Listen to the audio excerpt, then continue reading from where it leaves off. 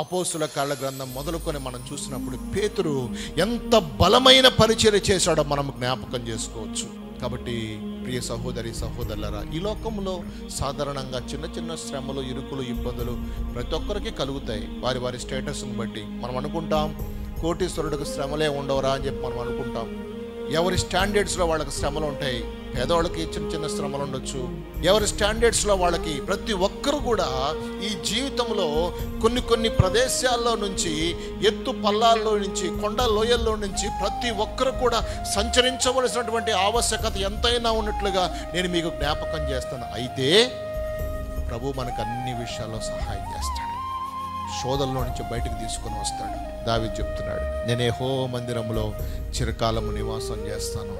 నా తోడున్నాడు నా దేవుడు, యెహోవా నా కాపరి, నాకు లేమి అనేటువంటిది కలగదు.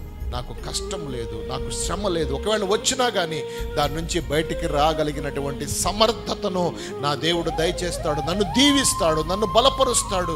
నాకు రావలసినటువంటి ఈ యొక్క కిరీటము దేవుడు నాకు దయచేసే దేవుడుగా కనబడుతున్నాడు. మనము ఆ యొక్క బలమైనటువంటి బిడలుగా ముందుకు వెళ్ళవలసిన ఆవశ్యకత ఎంతైనా ఉన్నది.